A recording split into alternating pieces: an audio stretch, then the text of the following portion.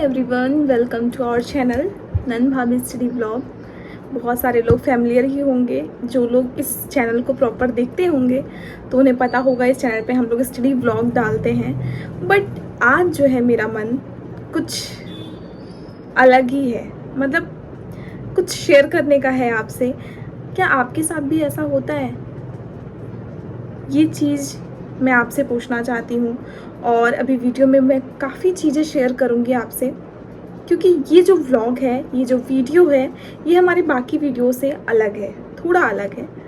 क्योंकि मोस्टली जो वीडियोस हमारे चैनल पे रहते हैं वो हाउसवाइफ डेडिकेटेड रहते हैं कि वो अपनी स्टडीज़ को कैसे मैनेज करें, इतने सारे काम और बच्चों के साथ अपनी पढ़ाई को कैसे मैनेज करें, कैसे समय निकालें। ठीक है, तो वो सारी चीज़ें होती हैं। बट आज जो है आपको थोड़ा मेरा लुक भी चेंज दिख रहा होगा। आज मैंने साड़ी भी पहन रखी है और थोड़ा हल्का सा टचअप किया है। जस्ट एक लिपस्टिक और बिंदी तो अक्सर दिखती होगी, बस और कुछ नहीं।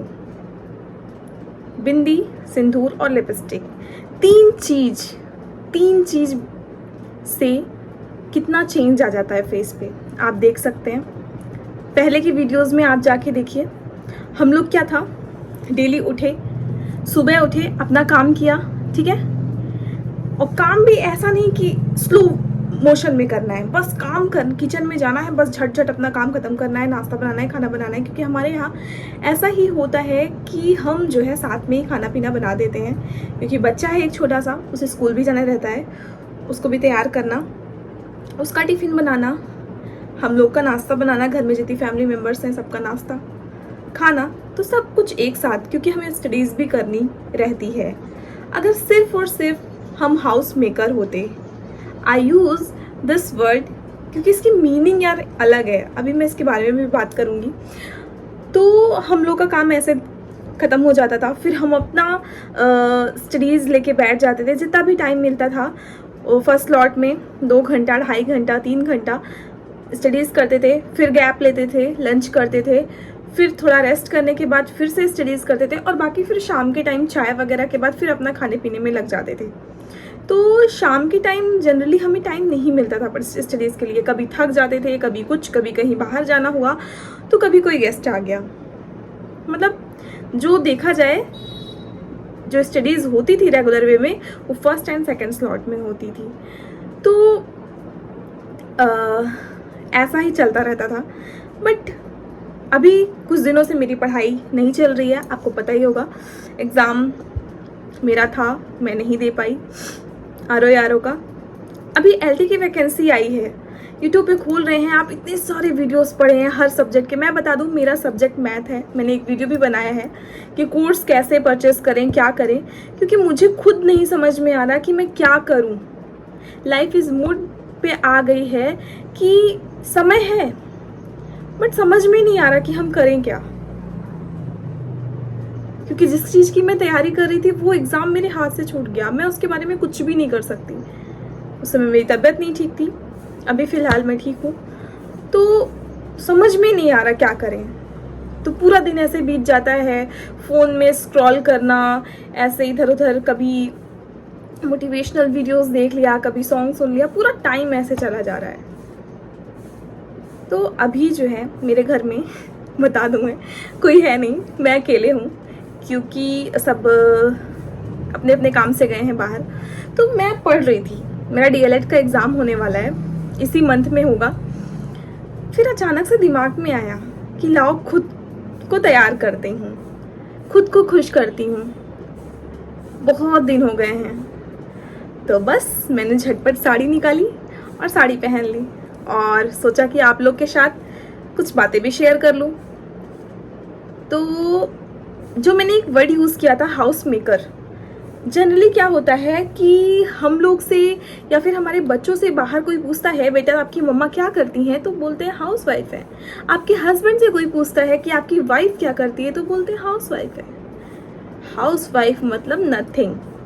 वैसे आजकल की फैमिली, आजकल के हस्बैंड काफ़ी समझने लगे हैं ये हाउस मेकर की या हाउस वाइफ की जो जॉब होती है, समझने लगे हैं, काफ़ी रिस्पेक्ट देते हैं। बट पहले ऐसा नहीं होता था। पहले आप दिन भर घर में बहुत सारे काम होते थे, कैसा भी कर लो, लेकिन क्वेश्चन लास्ट में यही आता था, बड़े बूढ़े बुजुर्ग पति जो बाहर से कमा के आ रहा है, कि तुमने किया क्या, तुम करती क्या हो दिन भर। But now society is changed, धीरे धीरे बदलाव हो रहे हैं, एक रिस्पेक्ट मिल रही है वुमेन को, जो कि क्योंकि देखा जाता है कि जिस घर में महिला नहीं रहती वो घर घर नहीं लगता। घर को सजाना, संवारना, घर में खुशियां लाना, ये सब एक महिला ही कर सकती है, पुरुष नहीं। तो मेरा उन सभी महिलाओं को सैल्यूट है कि जो अपना समय देती हैं, पूरा दिन सुबह 5 बजे से उठकर रात को 11 बजे तक नॉन स्टॉप वर्क करती हैं अपने पति, अपने परिवार, अपने बच्चे के लिए, और उनको उनके घर में रिस्पेक्ट मिलती है उस चीज़ के लिए। लेकिन हाँ, अभी भी कई जगह ऐसा है कि कहीं कहीं वो महिलाएं स्ट्रगल कर रही हैं। जैसे बात करें स्टडीज़ की, तो हमारे चैनल पे काफ़ी कमेंट आते हैं कि ये सारी चीज़ें तो ठीक है, पर छोटा बच्चा है और कोई संभालता नहीं, जब तक आप काम करेंगे फैमिली में तब तक संभालेंगे लोग, लेकिन उसके बाद सब वापस कर देते हैं, लो अपना बच्चा संभालो। जैसे काम धाम खत्म हुआ फिर बच्चा संभालो, उसके बाद कोई नहीं समझता कि हाँ मुझे पढ़ना भी है। तो यार उसके लिए बस यही कहूँगी कि अपनी जो स्टडीज़ है ना, उसको थोड़ा थोड़ा ब्रेक करके पढ़िए, ठीक है। टाइम निकालिए, सुबह जल्दी उठने की कोशिश करिए, क्योंकि अगर आपकी फैमिली में कोई नहीं समझ रहा तो आप करके दिखाइए उन्हें, ठीक है। एक्सपेक्टेशन मत रखिए। जब आपका बच्चा दिन में सोए ना, ठीक है, आप मत दीजिए उनको, क्योंकि आप देंगे तो एक दिमाग में और टेंशन बनी रहेगी, यार वो लेना नहीं चाहते, बच्चा संभालना नहीं चाहते और मैं दे के आई हूँ। तो आपका दिमाग जो पढ़ाई करने आप बैठे हैं वहाँ पे सिर्फ 20% रहेगा, 80% उनके पास रहेगा जिनके पास आपका बच्चा है। तो अपने बच्चे को लीजिए, सुबह जल्दी उठिए। देखिए, अगर आप एक घर को अच्छी तरीके से चला ले रही हैं तो मैं ये भी कह सकती हूँ कि आप बच्चे के साथ भी अपनी स्टडीज़ कर सकती हैं। हाँ, 8 घंटे 10 घंटे नहीं कर पाएंगी, लेकिन 4 से 5 घंटे बच्चे के साथ भी स्टडीज़ कर सकती हैं। 4 साल से 5 साल का बच्चा जो है, देखा जाए दिन में 2 घंटे की नींद तो लेता ही है, ठीक है। आप मॉर्निंग में 1 घंटे 2 घंटे पहले उठिए, अपनी उस समय सिर्फ अपनी स्टडीज़ को टाइम दीजिए। आपको किचन में नहीं जाना है उस टाइम पे, ठीक है। फिर अपना जाइए, काम धाम करिए, और फिर जब आपका बच्चा स्कूल अगर जाता है तो ठीक है, अगर आप जब भी आपके पास आ जाता है तो उसको एक्टिविटीज़ में इंगेज करिए, ठीक है। छोटी छोटी चीज़ें दीजिए उसको, ताकि वो उसमें बिजी रहे, सीखे, ऐसी चीज़ें रहे कि जिसे सीखे भी और वो बिजी भी रहे। और दोपहर के स्लॉट में भी आप सेकंड स्लॉट अपना लगा सकती हैं। तो अगर आप करना चाहें तो आप बिल्कुल कर सकती हैं, क्योंकि आपसे ज़्यादा स्ट्रॉन्ग इस दुनिया में कोई नहीं है। जो स्त्री होती है ना, वो बहुत पावरफुल होती है, मतलब उसको अपनी पावर की पता नहीं होता कि उसके पास कितनी पावर है। जैसे हनुमान जी थे, वो अपनी शक्तियाँ भूल जाते थे, उनको याद दिलाना पड़ता था कि हाँ Hanuman, you are very powerful, तुम मुड़ सकते हो। उसी तरह स्त्रियां भी हो गई हैं आजकल की, कि हम अपनी पावर को भूल गए हैं, हम क्या कर सकते हैं क्या नहीं कर सकते हैं। और ऐसा नहीं है कि सिर्फ स्टडीज़ का केस लिया जाए, बहुत सारे लोग हैं जिनका इंटरेस्ट अलग अलग फील्ड में है। कोई सिलाई सीखना चाहता है तो कोई ब्यूटिशियन का कोर्स करना चाहता है, तो हर चीज़ आप कर सकते हैं। बस एक बार अपने आप को, जो आपका इनर मोटिवेशन है ना, उसको जगाना होगा। और एक बार नहीं, जब एक बार जग जाए तो उसको निरंतर लेके चलना पड़ेगा। हमारी गलती कहाँ होती है, हम छोड़ देते हैं, तो हमें छोड़ना नहीं है। बस अपनी तैयारी को, अपनी जर्नी को ऐसे ही स्टार्ट कर दें तो रुकना नहीं है, चाहे जो हो जाए, ठीक है। मैंने अपनी लाइफ में, अपनी फैमिली में बहुत सारे स्ट्रॉन्ग लोगों को देखा है यार, बहुत मेहनत, बहुत मेहनत।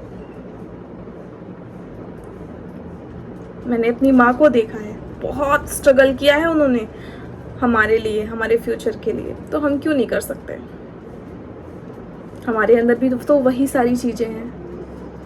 तो बस मेरा ये वीडियो बनाने का बस एक ही मकसद था कि अपने आप को हमें कम नहीं समझना है, जब भी मन हो सज लो। हाँ, मैं ये नहीं कह रही कि आप सजो, बाहर जाओ तभी सजो, घर में भी आप तैयार मेंटेन होके रह सकते हो। इससे क्या होगा, आपको अच्छा फील होगा। आप करके देखो। अब नॉर्मली डेली जो कपड़े वेयर करते हैं घर में, उसके कंपैरिजन में काफ़ी अच्छा लगेगा आपको। करके देखना और बताना ज़रूर कि कैसा लगता है। ठीक है, इसी के साथ मैं इस वीडियो को एंड करती हूँ। आई होप मैं जो आप लोग को बताना चाह रही थी वो आप लोग समझे होंगे। Thank you for watching. मिलते हैं किसी और वीडियो में, किसी और स्टोरी के साथ, किसी और मोरल के साथ। Bye bye, take care, thank you.